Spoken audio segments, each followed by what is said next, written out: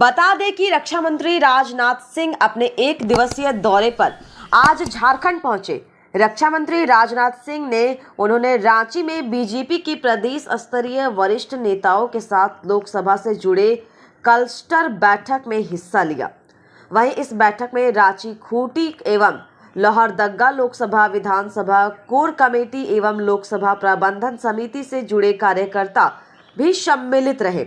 एवं रक्षा मंत्री ने बैठक में अपने संबोधन के माध्यम से कहा कि भाजपा हिंदुस्तान की सबसे विश्वसनीय पार्टी है। उन्होंने कहा कि सीना ठोक कर कह सकता हूं कि भाजपा ही एकमात्र पार्टी है जो कहती है वह करती है। केंद्रीय नेतृत्व के माध्यम से किए गए झारखंड में जनहित के कार्यों को विषय में बताया कि और साथ ही कार्यकर्ताओं को लोकसभा चुनाव को लेकर जन जन तक पहुंचाने के लिए प्रोत्साहित भी किया एवं कई राजनीतिक मुद्दाओं पर भी चर्चा की। और मैं बताऊंगा कार्यकर्ताओं के पास इसका जवाब है, दे सकते हैं। आर्थिक दृष्टि से भारत कितना मजबूत हो रहा है ये आपको बताने की जरूरत नहीं है, आपको एहसास होगा। कांग्रेस बराबर यही नारा देती थी, हमारी सरकार बनाओ, हम गरीबी है। मेरे भाइयों, गरीबी हटी नहीं बल्कि गरीबी बढ़ती चली, गरीबों की संख्या बढ़ती चली। हम लोगों ने कभी नारा नहीं किया हमारी सरकार बनाओ, हम गरीबी काटेंगे, कर भी नहीं। और मैं नहीं कह रहा हूं, नीति आयोग दुनिया की बड़ी बड़ी फाइनेंशियल फर्म से सच्चाई को स्वीकार करती है। मोदी जी के बाद प्रधानमंत्री बनने के बाद 9 वर्षों में 25 करोड़ लोग गरीबी रेखा से बाहर हुए। सबको सम्मान मिलेगा, मुफ्त दवा मिलेगी, किसानों को 6,000 मिलेगा, सम्मान निधि के स्तर मिलेगा। प्रधानमंत्री कहेगा गरीब घरों में भी टॉयलेट होने चाहिए। क्या कभी किसी ने सोचा यह ईश्वरीय कार्य नहीं है तो और क्या?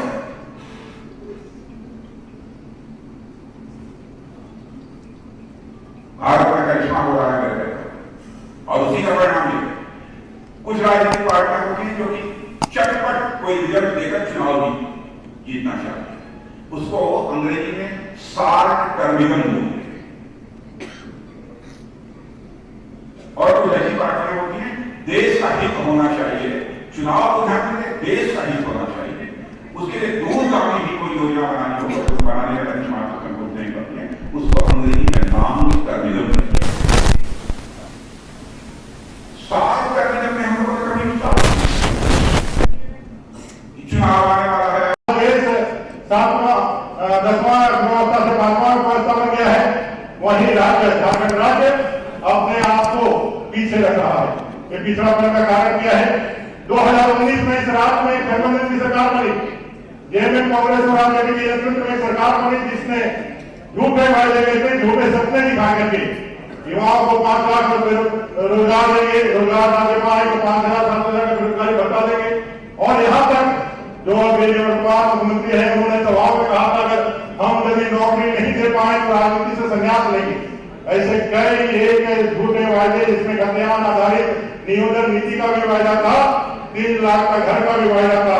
सभी हमारे बेरोजगार जो हमारे अनुबंध कर्मी है उनको परमानेंट करने का वायदा था। ऐसे जाल में फंस करके इस सरकार का गठन हुआ। लेकिन गठबंधन की सरकार थी, झूठ बोलने वाली सरकार थी और 5 साल के इसके जनादेश को इन्होंने 4 साल में खत्म कर दिया। भ्रष्टाचार के कारण इस सरकार ने जितना बदलाव झारखंड को किया है, यहाँ के मिट्टी, यहाँ के बालू, यहाँ के कोयले को बेच करके इन्होंने जो यहाँ का बदनाम किया है, उसका परिणाम रहा कि भ्रष्टाचार के संगीन आरोपों के कारण हेमंत सोरेन जी को जेल जाना पड़ा। आज हेमंत सोरेन जी चले गए हैं। प्रधानमंत्री जी ने कहा था ना खाएंगे ना खाने देंगे। भ्रष्टाचार पे जीरो टॉलरेंस रखने वाला प्रधानमंत्री आज देश के अंदर है और यही कारण है कि हेमंत सोरेन जैसे लोग आज देश के हवाओं सलाखों के पीछे हवा खा रहे हैं। आज ये लड़ाई को आगे बढ़ाना है। भ्रष्टाचार मुक्त इस देश के निर्माण में वंशवादी परिवारवादी लोगों को हम इसे झारखंड और देश की राजनीति से अलग हटाने के लिए, प्रधानमंत्री जी के इस विकसित भारत संकल्प को पूरा करने के लिए 1.25 अरब देशवासियों के 3.5 करोड़ झारखंड की जनता भी उनके साथ लगने वाली है।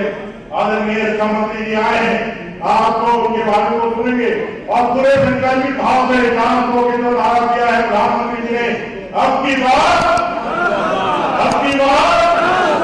फिर एक बार मोदी जी की सरकार बनाने के लिए और 400 के आंकड़े को पार करने के लिए इस तरह से तीनों लोकसभा की सीटें बड़े मार्जिन से जीत करके आदरणीय राजनाथ सिंह जी को, अपने रक्षा मंत्री जी को हम आश्वस्त करके भेजेंगे कि जब भी ईवीएम का बटन सजेगा, एक वोट कमल के खिला करके हम यहाँ से अपने तीनों प्रत्याशियों को जिता करके 14 लोकसभा जीतने का संकल्प है, उसमें 3 लोकसभा अपने कार्यकर्ता यहाँ से भेजने का हम लोग वचन देंगे। इतना ही कहते हुए आप सबका अभिनंदन करते हुए अपने वाणी विराम देता हूँ।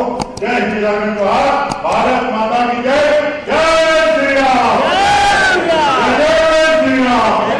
श्री राम। सारे लोग आपकी अपेक्षाओं की कसौटी पर पूरी तरह से खड़े हुए। अधिकांश लोगों के बारे में, नेतृत्व के बारे में मैं कह सकता हूं, एक नेता के संबंध में जो आपकी अपेक्षाएं होती हैं, हमारा हर नेता आपकी अपेक्षा की कसौटियों पर पूरी तरह से बढ़ा है।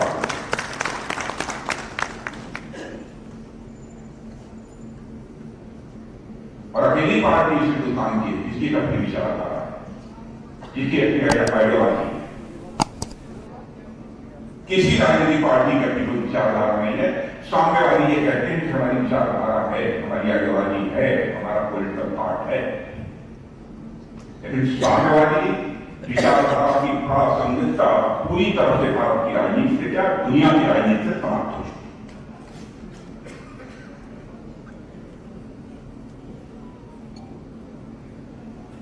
ऐसी राजनीतिक पार्टी में हम लोग काम करते हैं।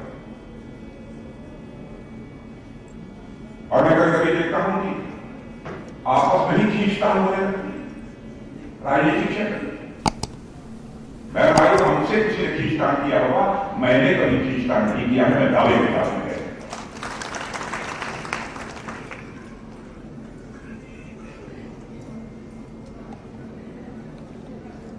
मैं पूरी सृष्टि का संचालन करने वाले विधाता परमात्मा की शक्ति पर मैं पूरा विश्वास करता हूं। देर नहीं हो सकती है, लेकिन विधाता के दरबार में कभी देर नहीं होती, अंधेर नहीं होती। देर तो हो सकती है, अंधेर नहीं होती। लोग ये कहेंगे कि राजनीतिक कार्यकर्ताओं से आप अध्यात्म की बात कर रहे हैं। अध्यात्म की बात मैं इसलिए कर रहा हूं, वही कार्यकर्ता श्रेष्ठ होता है, वही कार्यकर्ता अपने जीवन में ऊंचाइयों को हासिल करता है जिसका मन बड़ा होता है। आदरणीय अटल बिहारी वाजपेयी जी कहा करते, छोटे मन से कोई बड़ा नहीं हो सकता, टूटे मन से कोई खड़ा नहीं हो सकता। कार्यकर्ता व्यवहारियों किसी भी सुरक्षा का मन पर टूटने देना मैं जरा की बात करते करना।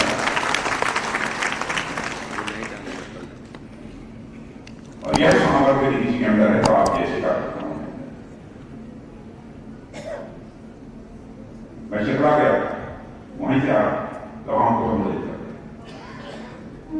देश के कई राज्यों में जाते, दूसरी राजनीतिक पार्टी के कार्यकर्ताओं को भी देखा है मैंने, जब कभी कभी अपनी पार्टी के कार्यकर्ताओं से तुलना करता हूं। बहनों भाइयों, मुझे गौरव किया, आपके ऊपर जो जिम्मेदारी है, चुनाव का वर्ष है। चुनाव का वर्ष बहुत ही चुनौतीपूर्ण होता है, दिल खोलकर, पूरी हिम्मत के साथ, समय के साथ, पूरी निष्ठा के साथ। मैं इस निष्ठा शब्द का प्रयोग जानबूझ कर रहा हूं। हमें लगने की अब आप कहेंगे कि आपके ऊपर गुजरी होती तब आपको समझ में आता। ऐसे भी सोचने वाले लोग, लेकिन आपको मैं बताना चाहता हूं, और हमारे समय के जो लोग हम आप उनसे जाकर पूछ लीजिएगा। मिर्जापुर भदोही संसदीय निर्वाचन क्षेत्र से जब मैं 18 महीने जेल से में रहने के बाद जब मैं बाहर आया, एक आप एक उस समय जनता पार्टी सारी राजनीतिक पार्टियों को मिला कर रही थी। उस समय मुझे टिकट मिल गया पार्लियामेंट में 25.5 साल सिंबल मिल गया, जमा हो गया।